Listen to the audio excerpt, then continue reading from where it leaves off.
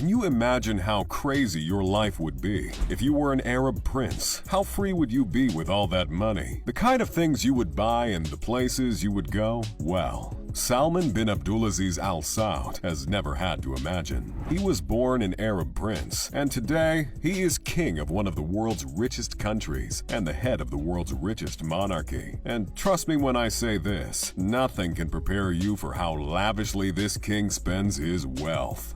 The House of Saud.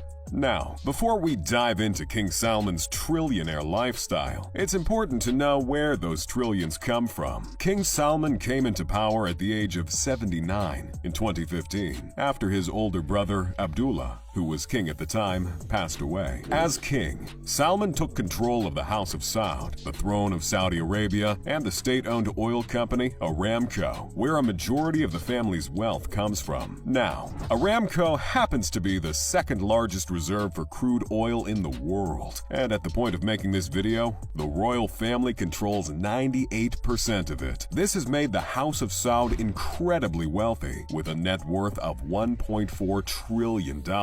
This inexhaustible wealth is shared amongst 2,000 members of the royal family, but all of it is directly controlled by King Salman himself. With this incredible wealth, the House of Saud has built 12 incredibly magnificent palaces for whoever sits on the throne. And out of those 12, the three most luxurious are the Al Yamama Palace in Riyadh, the Al Auja Palace in Ad Diriyah, and the luxurious Urga Palace, the Al Yamama Palace. The effortlessly magnificent Al Yamama Palace is the headquarters of King Salman bin Abdulaziz, and it is in the heart of Riyadh, the Saudi capital city. It serves the monarch as both a working palace and the royal court. The exterior of the palace is effortlessly modern and elegant, with a traditional Arabic design that seamlessly integrates geometric motifs and pointed arched windows. However, it is the interiors that truly reveal King Salman's lavish taste. There are several magnificent chandeliers that could serve as their own art piece, lush carpets, ornate antiques, and gold. Lots and lots of gold. It's incredibly difficult to generate an estimate for this palace, but if I was gonna guess, it would be in the hundreds of millions. On the flip side, whenever King Salman gets tired of this palace's opulence, he has been known to move to the older and more minimalistic Al Auja Palace. The Al Auja Palace. This palace is far less modern and features the old architecture of Saudi Arabia. However, like the Al Yamama court, its walls are also decorated with intricate carvings and feature black and white photos of Riyadh. However, unlike Al Yamama, there isn't as much gold. But don't be fooled. The palace is one of the oldest palaces on Earth, and it is therefore priceless. However, if you are looking for another golden palace, then the Urga Palace is a gentle reminder that King Salman has more than enough money to create endless copies of Al Yamama's opulence as His Majesty pleases. The Urga Palace. Urga Palace is where most of the king's diplomatic visits are received. Back in 2015, a newly crowned King Salman received Barack Obama in the palace. And can you see what's right in the middle of them? Yes, ladies and gentlemen, that's a golden tissue dispenser. I told you, King Salman doesn't mess around with his gold. So if tissue dispensers can't escape the gold treatment, you can imagine what else in the palace is covered in gold. But wait, don't be too impressed yet, because it's one thing to have a golden palace, but it's a whole other affair to deck a fleet of jets in the same precious metal. The many jet planes of King Salman. King Salman owns and operates 6 jets. Yes, 6. Besides his incredibly grand official 747-400, the Saudi royal also owns 2 Boeing 747-200s, a 777-300, a 787-8, and an Airbus A340-200 that serves the king exclusively. The Royal Boeing 747-400 is a commercial airliner that was customized for the king and transformed into a levitating captivating palatial paradise. This aviation beast is one of the largest passenger aircraft in the world and capable of accommodating more than 600 passengers. There's no official video of the interiors for obvious security reasons, but it is rumored to feature everything from a throne room to conference rooms, bathrooms, and gold-clad bedrooms. The average cost of a Boeing that size is $100 million.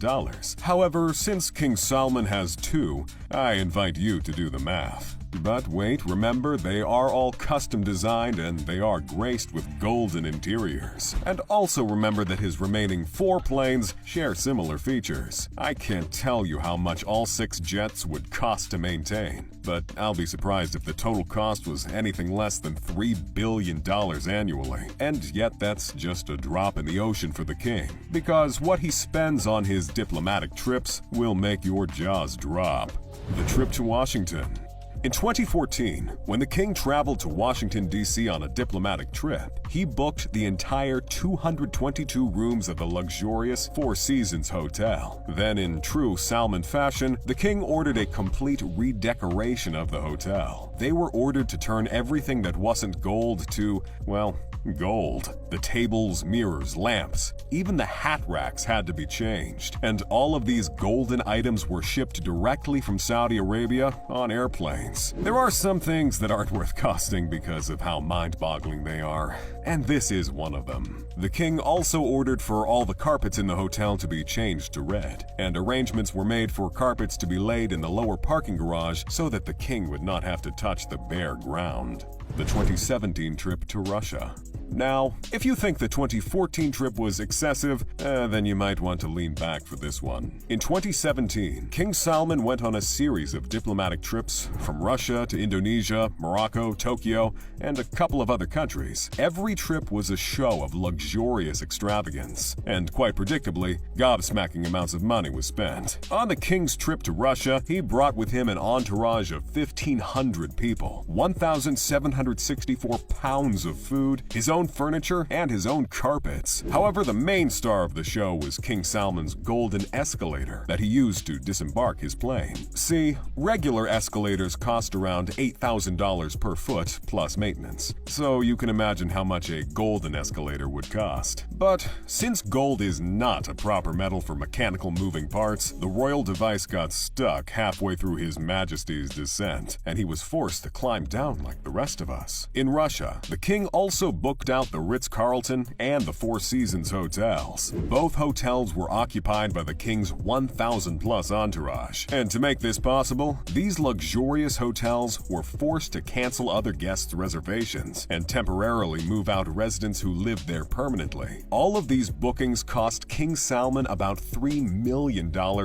before room service, a ridiculously small amount for the king. King Salman also leased 200 cars for his group and ended up spending an estimated $100 million in Russia by the end of his stay. In Morocco, the king replicated his spendings. He shelled out $100 million on one of the most expensive accommodations in the country, an undisclosed 74-acre estate. Meanwhile, the rest of the squad occupied 800 rooms in one of Morocco's most expensive hotels. Yeah, they booked out the entire hotel. Trip to Tokyo. While preparing for their trip to Tokyo, King Salman realized there was going to be a luggage problem. So the king chartered a $14 million Lockheed C-130 Hercules plane that belonged to the Royal Netherlands Air Force. This military aircraft was originally designed to transport tanks and other heavy cargo over long distances, but the king repurposed it to carry his luggage and 2 Mercedes-Benz S600s that served as his official vehicles throughout his stay in Tokyo. Then he booked over 1,200 rooms in Tokyo's top hotels to accommodate his squad, and ordered an additional 500 limos for everyone to get around. Later, in France, the king would repeat the same routine. The trip to Indonesia. By the time the king would land in Indonesia later that year, 506 tons of his personal cargo were once again arranged and transported into Indonesia in 7 large transport aircrafts, including the C-130 Hercules and the Boeing 747S. This time, King Salman was accompanied by 100 bodyguards that cost up to $3,500 per hour. He also had 25 princes and 10 ministers with him, and at least 1,500 other people.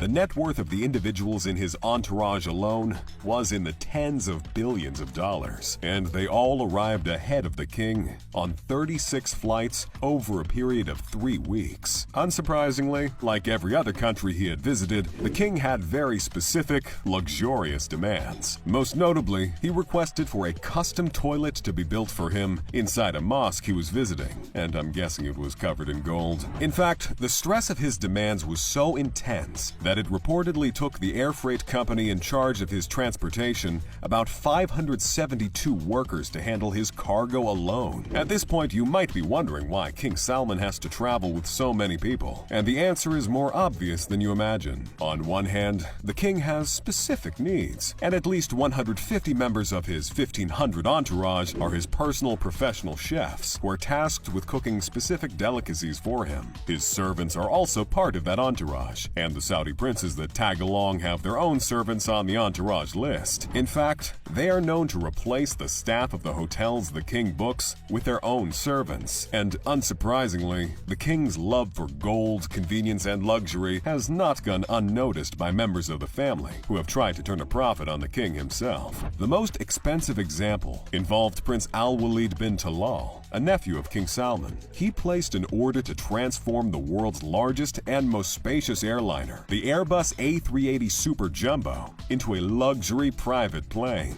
The project, which was estimated to cost upwards of $485 million, was expected to set a world record in the business of luxury private planes. There were plans for wide staircases and elevators that would connect 5 luxury suites. There was going to be a concert hall, a marble-furnished Turkish bath, a steam room, a cinema, parking space for luxury cars, and a mosque that would feature electronic mats that automatically turn to face Mecca. You would practically enter the plane and forget that you were in a plane. That was the plan, and the prince planned to resell the plane to King Salman once he was done, for a higher price, of course. However, it never came to fruition. The project stalled and eventually came to a screeching halt. Today, there is an abandoned A380 sitting in a hangar in France with its interior